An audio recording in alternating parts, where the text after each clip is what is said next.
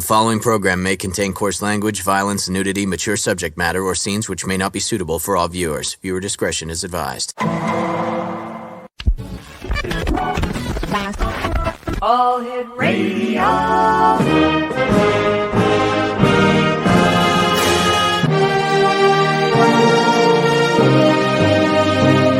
Welcome to the X Zone, a place where fact is fiction and fiction is reality. Now, here's your host, Rob McConnell. And welcome back, everyone. This is the X Zone. I am Rob McConnell, coming to you from our broadcast center and studios in St. Catharines, Ontario, Canada. If you'd like to send us an email, xzone@xzoneradiotv.com, on all social media sites, Xzone Radio TV. And we're coming to you tonight on the Talkstar Radio Network, Mutual Broadcast Network, Xzone Broadcast Network, and of course, Channel 34 on Simul TV. Our guest this hour is MARGO LENMARK, and we're going to be talking to MARGO about her expertise is meditation precognition, receiving messages from those who have died. So why don't we bring MARGO on and start this very interesting discussion. Hey, MARGO, how are you? I'm fine, Rob. How are you? I'm doing pretty good, thank you. Thanks very much for joining us tonight. So tell our listeners and viewers a little bit about yourself. Well, I'm actually a realtor. I've been in North Carolina selling real estate for quite a few years. I'm also a meditation teacher. I've lived around the world teaching transcendental meditation. I'm a minister. I marry people mainly. I coach people. I'm a public speaker, and I'm an author. I wrote a book about death, basically, life and death. And the book is called Light in the Mourning, Memoirs of an Undertaker's Daughter. You've done quite a bit. I understand that you were also a manager of a band for 12 years. Yes, I managed a rock band, which was really fun. Daughter of an undertaker. Mm-hmm. What was that like? Very interesting. I think death is really comfortable for me. It's a funny way to say it, but I'm comfortable around death because I grew up with it. Mm-hmm. When I was a child, we'd always meet at the funeral home to get a ride home or whatever. I spent a lot of time. We didn't live in the funeral home, but I spent a lot of time in the funeral home. So I've been around death a lot, and I'm very comfortable with the subject. And maybe that's why I wrote the book. I'm not sure. So let's talk a little bit about your book. Tell us about it. Light in the Mourning, Memoirs of an Undertaker's Daughter. Yes. People that have been very close to me who have died have come back to me with very clear messages about life. Mm-hmm. And it's happened quite a bit in my life. I've had a lot of death in my life. And somebody said I should write these stories because they thought it would help people with their grief. And I think it actually has. So I feel like, when these people came back to me with these really important messages, it really changed how I live my life. And isn't that kind of what we want, is for people to come back to us and tell us what it's really all about, So what do the people who come back tell you about death, dying, and what happens after we die? They don't actually tell me about the death itself, but they come back with some message. Each one of them has brought me a very clear message. And the message has to do, Rob, with your life with that person. For example, I'll just give you an example of that. My mother and I had a very rocky relationship. We fought like cats and dogs. And so naturally, the message that she would bring to me would be about resolve. It would be about our relationship. It wouldn't be about the stock market or something. Sure. Okay. So these messages have to do with our life with that person, with my life with that person.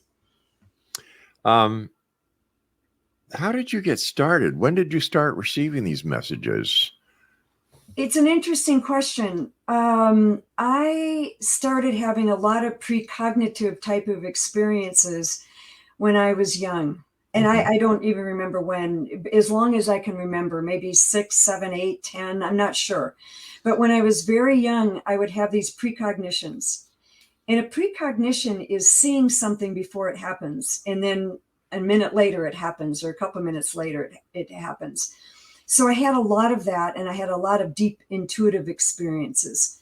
My friends used to come to me when I was, I don't know, 10, I don't know how old I was, with problems. And after a little while, after they'd be telling me about it, I would see what was going on. I could see exactly what was happening with their mother or whatever. And I'd tell them, and they'd run home being very excited because they figured out their problem. So I've been doing it my whole life. I've had a lot of real deeply intuitive experiences. It hasn't been until later that people started coming to me, because nobody died when I was younger. So it was when I started getting older that I really started to have these people come back to me and tell me something about life, give me some deep message. What was it like the first time you realized that the person that you were getting these messages from were no longer on this plane, that they had passed on? Well, I knew that they had passed on because they had died, but it was very interesting. I'm trying to think the first message that I got. They come in different ways. Some of them come in dreams. A lot of them come in dreams. The message when I saw my brother after he died, we went on this shamanic journey to find him. So messages come in different ways. But it was pretty natural to me. It wasn't a surprise, because when they come to you, like, for example, in a dream, they are literally there. Their body isn't there, but they're there exactly as they were in real life, except without their body. So you have no doubt about it. You said that you went looking for your brother in a shamanic trance or quest. Tell me about that. I think it's the most interesting chapter in my book. Okay. My brother and I were very close, very close. If there's a twin soul or whatever you call that on the planet, he and I were. We were like soulmates. So when he died, he really took a part of me with him. Right. And he kept coming to me in dreams every night to tell me he hadn't died. Every night he'd come to me in a different dream to tell me he hadn't died. And finally, when I realized that, I decided I should tell him. So one night I was sitting on my bed and I was crying, and I told him that he was gone, that he felt like he was still here, but his body was gone. We buried it, cremated him. He's gone.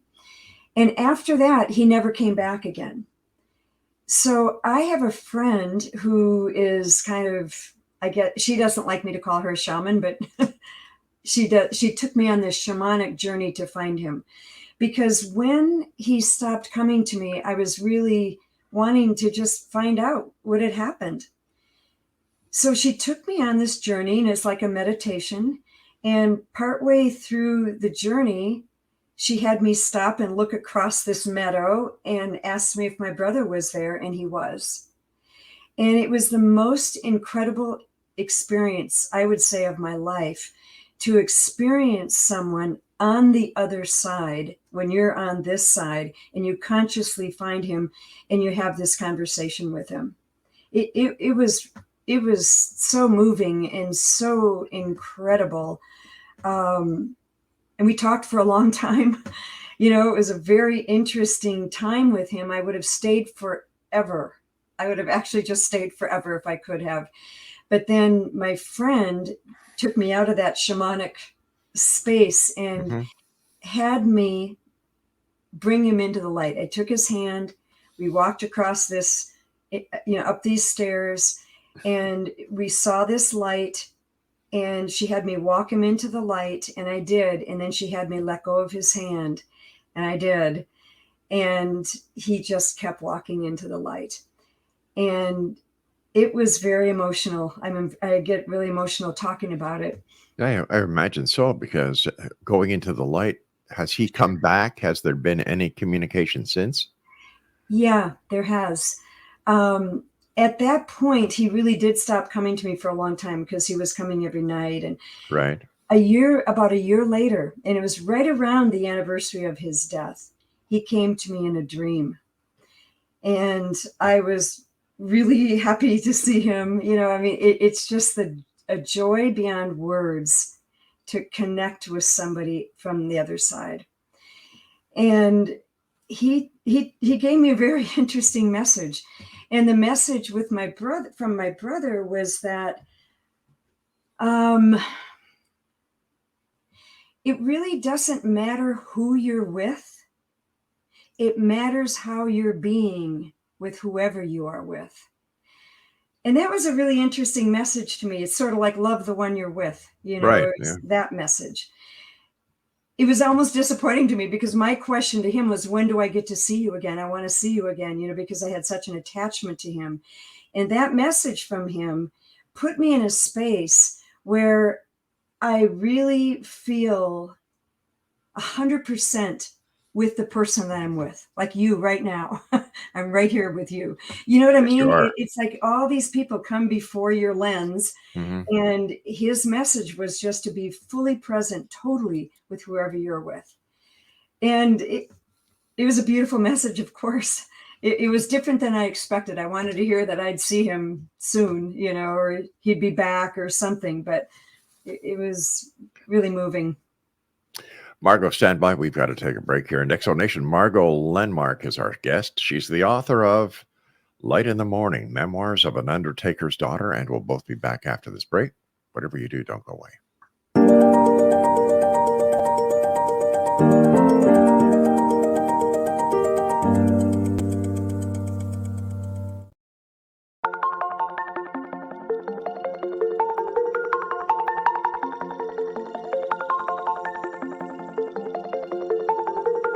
Question: what is the name of the unique blend of coffee you get that has been formulated by a neurologist, a neurobiologist, and a pharmaceutical chemist? Answer: you get Beautiful Mind Coffee, a unique coffee blend that tastes great and has herbal ingredients that your brain will love, and it is not just coffee, it's brainalicious. Dr. Rathbone, Dr. Jang, and Dr. Winslow, the scientific team that created Beautiful Mind Coffee, decided to collaborate on a coffee focusing on brain health. As for those herbal ingredients found in Beautiful Mind Coffee, Dr. Rathbone, Dr. Jang, and Dr. Winslow, utilizing their combined extensive scientific research background, worked with many natural and herbal products until the exact formulation that is found in Beautiful Mind Coffee was created. With a unique scientific formula not found in any other coffee being sold or served, Beautiful Mind Coffee is the only coffee blend that contains 3 herbal ingredients found to aid in boosting your daily mental clarity and focus. Every cup of Beautiful Mind Coffee contains scientifically formulated amounts of maca root powder, green tea extract, and American ginseng, all supporting good brain health.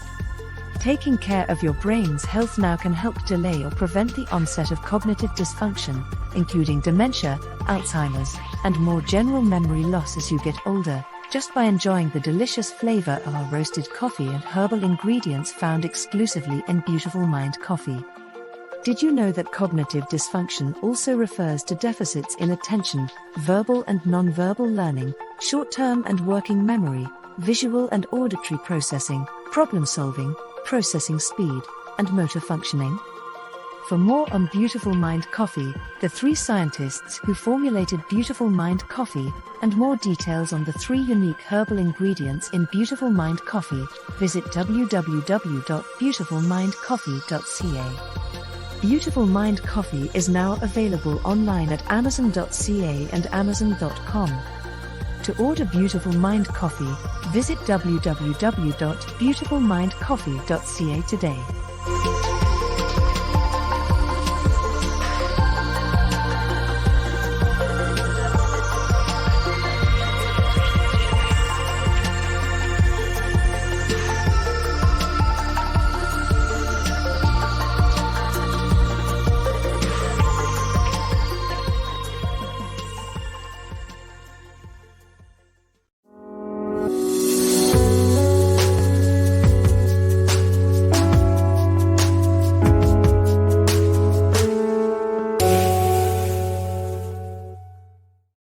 Welcome back, everyone.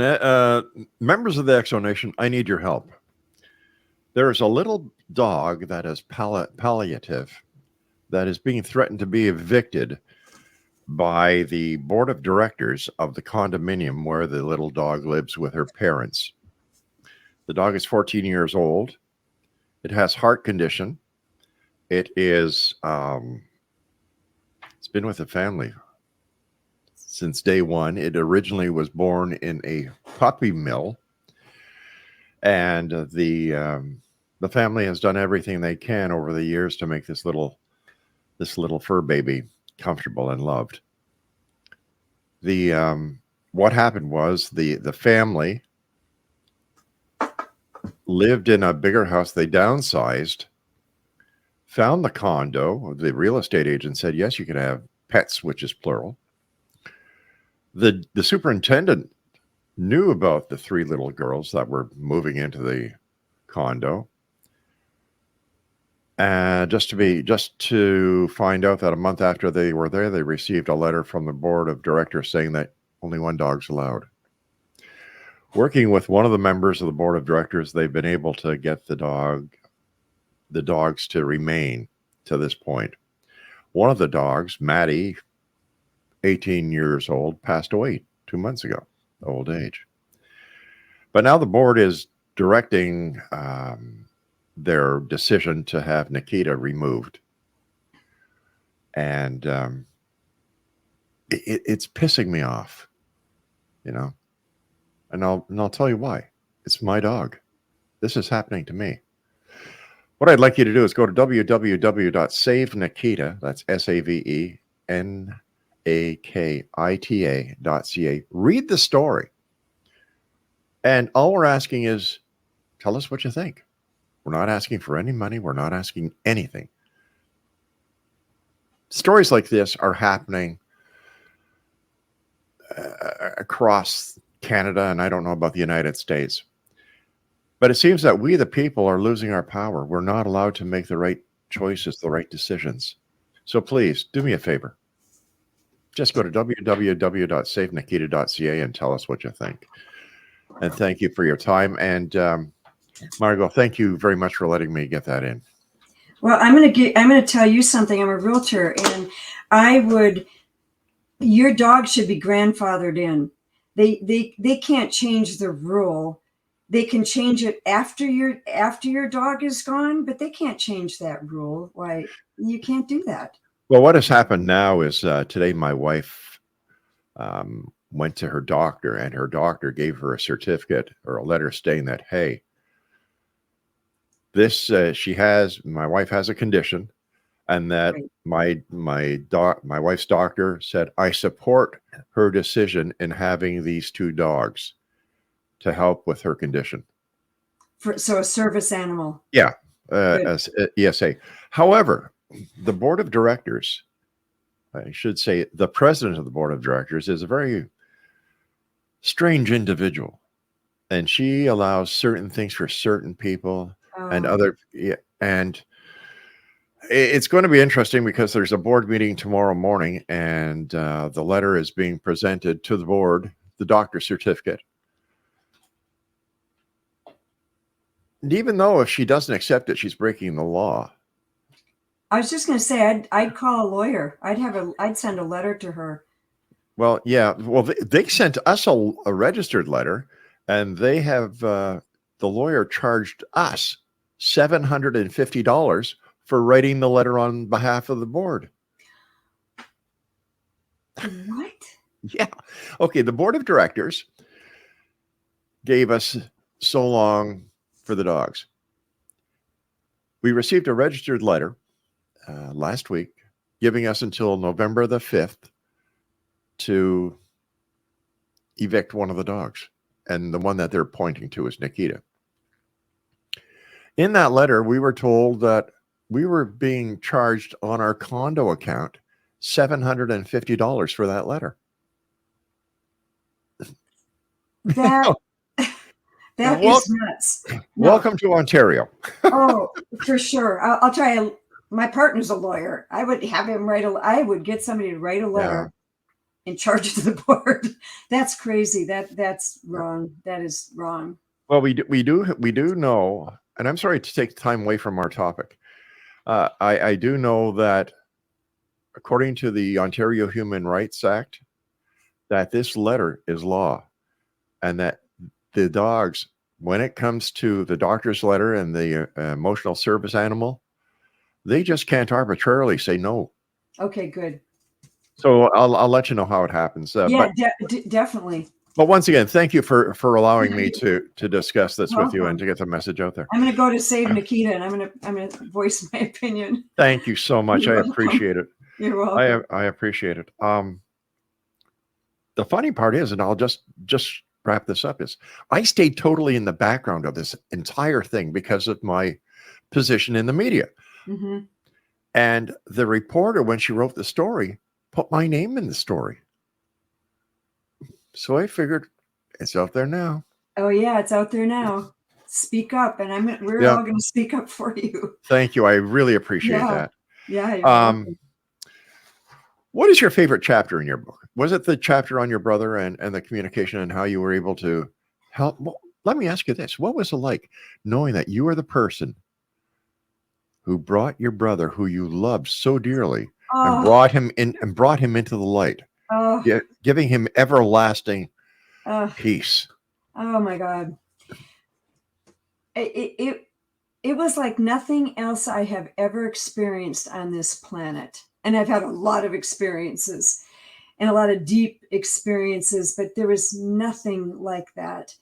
Wow. It was, I think, it was an honor, obviously. Yes. It was emotional, like you can't believe. I think I spent the next 24 hours crying. Oh, gosh. I just, it was so emotional. But it changed me. It just changed me so much. How did it change you? You cannot convince me that the soul doesn't live on. Right. I always thought it did. But, we never know. We don't really know until we move on, I guess. But you don't die. And I can tell you for sure, you don't die. Because I was on the other side with my brother, and my shamanic friend said that he was waiting for me because he wanted to say goodbye.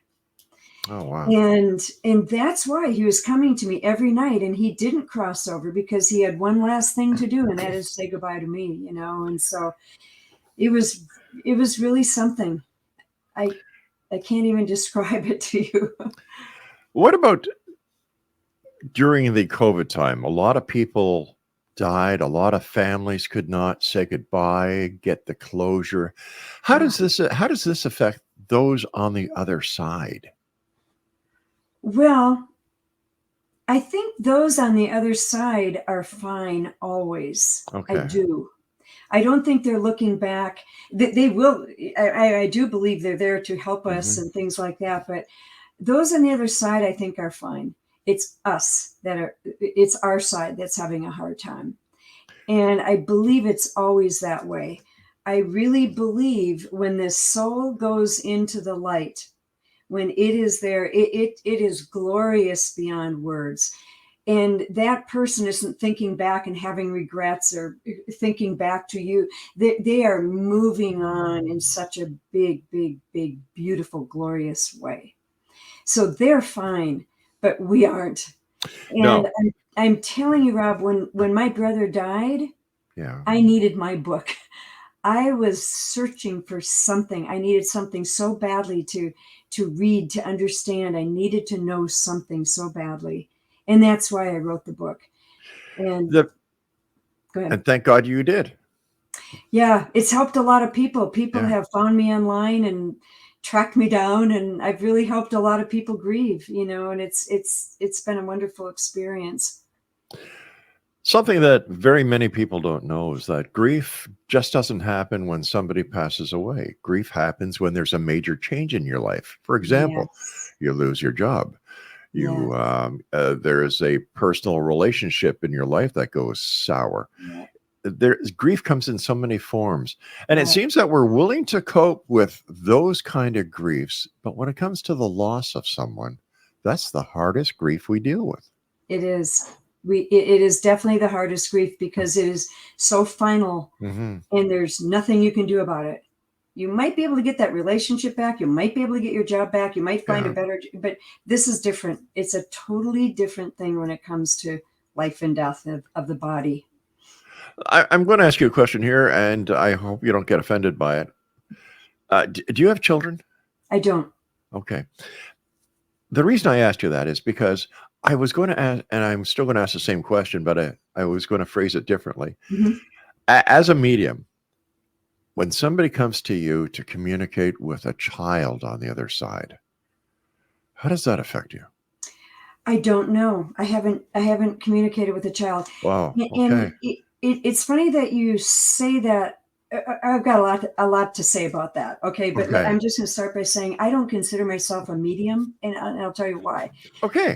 I consider a medium somebody who can, you tell me to go talk to your dog. You tell me to go find your son. Mm-hmm. I can't do that. These people came to me. So I think there's a difference. I have talked to animals consciously from my side, and I brought them in and talked to them. But other than if you asked me to go find your brother or something, I couldn't do that. So I just want to say that. Well, let me ask you this. How do those on the other side know that they can communicate with you and that you have the gift? Like you're a conduit from one side to the other. And how do they know that? I don't know. I don't know, but they do find me. It's so interesting because I know why people come to me, because I'm wide open, and they apparently know it. I think on the other side, you see differently. I think you see the body, the earth, and everything. I think it looks pretty different. I think it's more energetic. Right. We look so physical. Everything is so physical. Right. But I think I'm just trying to answer your question. This is what I think is that energy is a totally different thing. And on an energetic level, you're attracted here. You're going to go talk to that person. They're open or whatever. And I think the souls must know that, because these people certainly did. They came to me. We had a very clear connection, clear message. It was exactly like they were sitting right there with me, except their body wasn't there. There's no difference except for that. So it's really interesting. And there's no words. When these messages come in, when people talk to you, it's cognitive. And cognitive is like, it's seeing as if you're seeing with your eyes, but you're not seeing with your eyes. But you're seeing exactly the same way, except it's not physical eyes and it's not a physical body. But other than that, it's all the same. Wow. It's interesting. Yeah, it's really interesting. How many chapters are there in your book? I don't know. Maybe, I don't know. Okay. I have to look. 10 maybe? Okay. 8, I don't know. And what are some of the other chapters that you've written about? I've written about my mother. I've written about my father, my brother. They're all people close to me. My aunt, an ex-boyfriend, a really close friend, my dog. I'll tell you something really interesting. I say in my book that when somebody dies, you can see their life and their death in their face in death. And that's really interesting because my father's chapter is about that. My mother died first. And when my mother died, she had been an alcoholic. We'd had a really rough relationship, good and bad. I mean, it was also really good. But when I looked at her face in death, I saw the deep pain in her. I saw all of just how difficult her life was on a very emotional level. So when my dad died, I really wanted to see his face because I saw my mom's life in her face in death.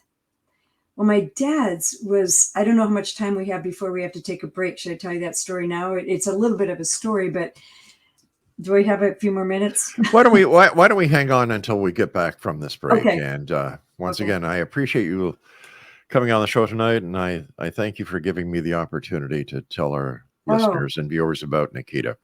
Exo Nation, my guest this hour, MARGO LENMARK. She is the author of Light in the Morning, Memoirs of an Undertaker's Daughter. And Margo and I will be back on the other side of this break as we continue here in the X Zone from our broadcast center and studios in St. Catharines, Ontario, Canada. Don't go away.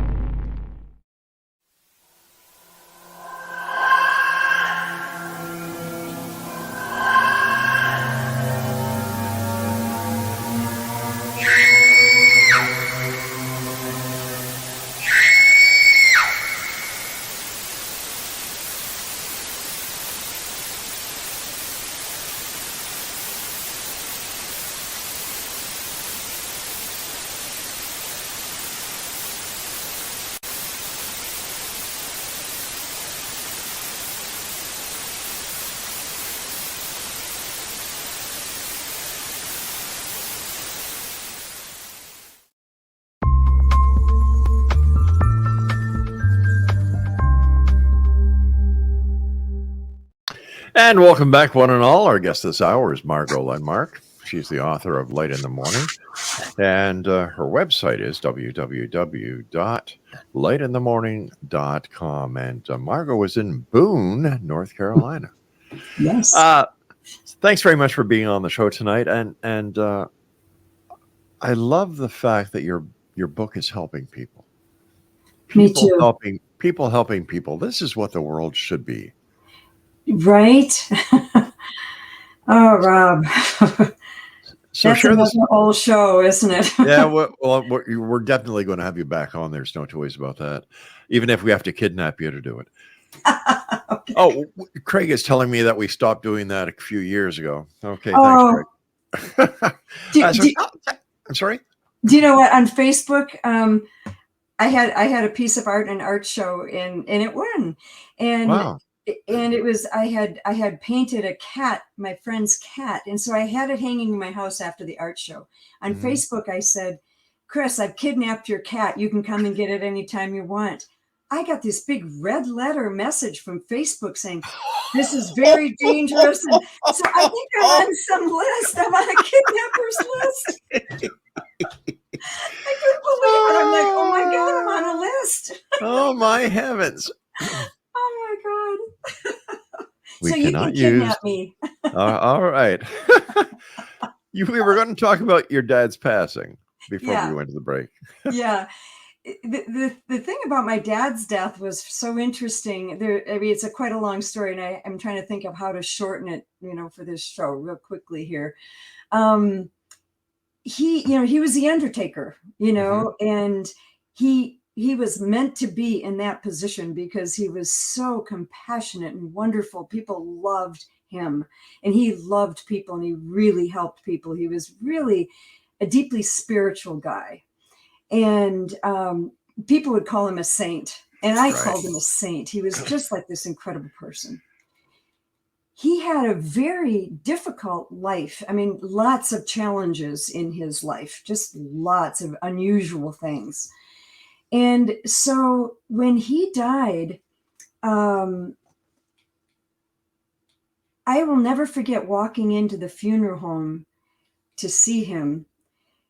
You know, I was walking down this long room, and you know, I've been in a lot. I've been around thousands of dead bodies, but when I walked into the room to see my dad, there was this kind of aura about the room. It just felt incredible, and it was a long room, and he was about my height, you know. So I asked the funeral director if he'd put a chair up there so I could get on the chair so I could see my dad. I couldn't wait to see his face. Right. Well, I walk up there and I get in the chair and I look down, and the tears of joy. I'm like, Dad, yes, yes. And I don't know what this funeral director thought of me, but what I saw in his face in death, I have never seen, ever. What was that, hon? I saw the most beatific look I've ever seen on a face, ever. It was holy. And he had all of this light around his head. And it was about 12 inches out, just like what you see, you know, when you see pictures of saints with that aura, Yes. Yeah. that halo. He Yeah. had that coming out from his body. I was with my boyfriend at the time, who was a director of photography in the movie industry. So he's a lighting expert. He came up and he goes, look at that light. And he was trying to feel it. We were both trying to feel if the light felt different. We could see it. And his face was so beatific. And I saw all of the choices he made in his life add up to that moment of his death. And I realized the message that I got from my dad was this: at every given moment, we have the choice to love open-heartedly or not. And when we get to the end of our life, it's all going to add up to the choices we made at every given moment. Wow. It was really powerful. And from that moment on, no matter what I feel, I just stretch my heart open and I keep it open no matter what. If only everybody on this planet would do that. Yes, I agree with you 100%. Yeah. One of the chapters in your book that with the material you sent us is you have a chapter about a miracle that happened. Oh, yes. Tell us about that. Oh my God. Okay, my good friend died. Mhm. And after he died, you know, 5 days later, we had a funeral, and then a really wise person that we knew said that you really should do the funeral 10 days after the person has died, because that person will be more present at the funeral. We'd already done the funeral, so we decided to have a party for Tom. So we went to Tom's girlfriend's house, and there was a table of 12 in the dining room, and there was a table of 5 in the kitchen. And it was really amazing because you could feel Tom there. You could just feel it. And so I knew Tom really well. And so we were telling Tom stories all night at dinner. At the end of dinner, Anne comes up, his girlfriend, and she puts down 17 plates, little dessert plates, and she brings in this pie. She said, Deborah brought pie. And it was this little pie plate. I don't know what it looks like on the screen, but little pie plate, you know. Right. It was a apple crumbly pie. So you could only get 6 pieces cut because it was so big and crumbly. Right. So there's a pie with 6 pieces in it, and there's 17 plates and 17 people. And immediately when she puts the pie down, all of us at the table of 12, we go, I'm not having pie. I'm not having pie. We're not having pie. The people in the kitchen are going to have pie because there's only 6 pieces in there. Sure. So my friend Deborah and I are cutting the pie. You know, we're cutting the pie, putting it on the plate, passing it on, cutting the pie, putting it on the plate, passing it on. We're doing this while we're talking. And, you know, we're telling Tom stories, and we're passing the pie and everything. And we're just, you know, just telling so many stories. And all of a sudden we hear somebody in the kitchen go, we all got pie. And it brought us back to the pie, and everybody at our table had pie. And there's a great big piece of pie, like almost a half a pie plate, still in the pan. And Deborah and I cut it in half, and we each had a piece of pie. And we both went, loaves and fishes. Exactly. It served 17 people. We were just blown away, just completely blown away. And somebody said, Margo, tell us this one story about Tom. And I start telling this story, and I just put my hands in my head. I said, wait a minute. Do you guys realize we all got pie? Do you realize? I held up the thing. I said, we all got pie. Wow. And somebody from the kitchen came in and said, wow, that's a miracle pie. It was just a miracle. And that night I called my friend Deborah, and I left a message on her machine. I said, Deborah, I'm still trying to figure out where the pie came from. Did we cut a piece and it grew back? Did the whole pie empty out and the whole pie came back? Where did the pie come from? It was really phenomenal. It was phenomenal. And now I realize how miracles happen, and they happen when you're not looking, when you're not. Yeah. Oh, and there's another part to this story. Tom was right up here. I could see him, and he was taking this white stuff. It was kind of like clouds, but heavier. It had a little more thickness to it. You could throw it up and you could see it, and it would, fall down again. Mm-hmm. And he just had infinite amount of this white stuff, and he was just throwing it around, as if to say, there's plenty. And he was doing that right after we realized the miracle pie. And so I realized in that moment, that was my message from Tom, is that there is plenty, and there's always plenty. There's always plenty. He was on the other side throwing this stuff around, and he proved it with the pie, which was really interesting. So I've never forgotten that. And we're all worried about money. We're always worried about money, I think. Yeah. I never worried about it. I didn't just start spending it like that, but I'd never worried about it. Deep inside from that experience, I knew that there was plenty, that we're never going to run out. And that sticks with me, so it changed me in that way. Interesting. Fascinating story. Mm-hmm. You and I have to take our final break. Please stand by. Okay. And X Zone Nation, Margo LENMARK is our special guest. Fascinating lady. Her website is, are you ready for this? Got your pens and pen? Okay.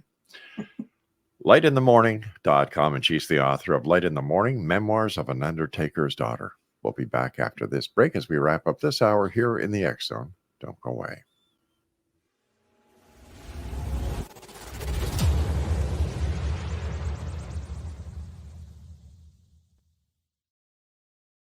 So I was watching the X Zone TV channel last night when I was abducted by aliens, and they kept repeating to me over and over again, simultv.com, simultv.com. What's simultv.com? That's what I asked them. They had it written on the side of their UFO. How do you spell that? UFO. No, I mean simultv.com. simultv.com. simultv.com. Right. simultv.com. Interesting that you were abducted by aliens in a simultv.com UFO last night. Oh, yeah? Yeah. Now that you mention it, I remember now last night I was awakened from a deep sleep. My great-grandmother was standing there. She said she'd come from the hereafter to tell me about simultv.com. She even spelled it out for me. simultv.com, sonny boy. simultv.com. simultv.com, sonny boy. Wow. Yeah. Guys, you'll never guess what my psychic guru just told me. simultv.com. Exactly. Are you guys psychic too? Of course. We all know about simultv.com. simultv.com.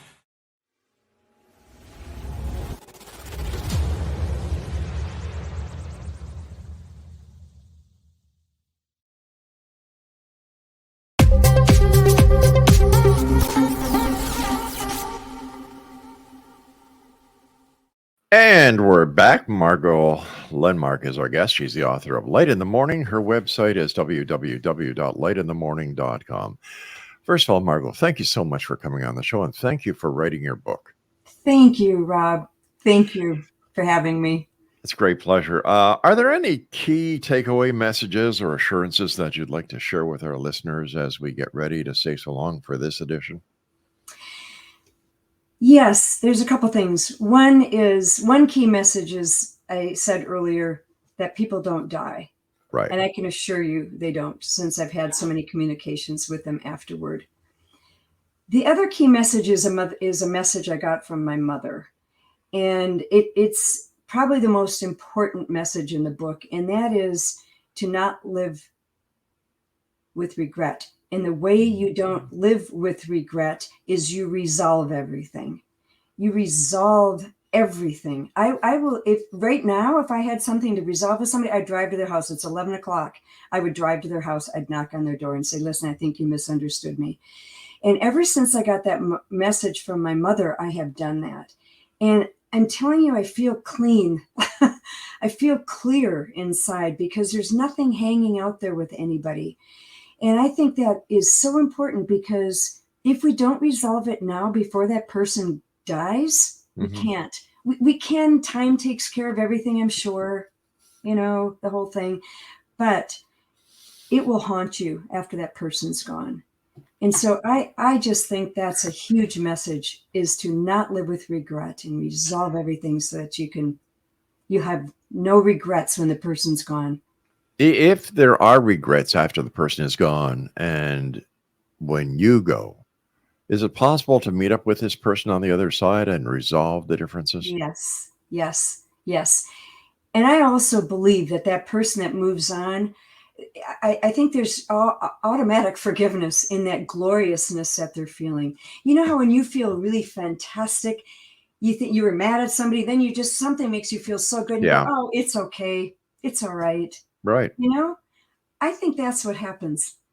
And we are left with it. That's why that regret is for the living. I don't believe it's for that person that moves on. I think they're fine. Great words from a great lady. Again, thank you so much for writing your book. Let our listeners know where they can buy a copy of it. You can go to Amazon, Amazon.com, or my website, lightinthemorning.com, and you can order it there too. It'll link you to Amazon. But we'll have to have you back on because there's still so many more questions I have for you. But thank you for your I'd love time to. tonight. And again, thanks for writing your book. Thank you, Rob. All right. Exo Nation, Margo LENMARK has been our guest this hour. And we've been talking about Margo's book entitled Light in the Morning. Her website is www.lightinthemorning. Now, morning is spelled MOURNING. That's Light in the Morning, not MORING. MOURNING, as if a person is mourning. So that's lightinthemorning.com. I'll be back on the other side of this commercial break with the news at 6.5 minutes past the top of the hour as we continue here in the X Zone with yours truly, Rob McConnell, from our broadcast center and studios in St. Catharines, Ontario, Canada. And please remember, if you have the time, visit savenikita.ca.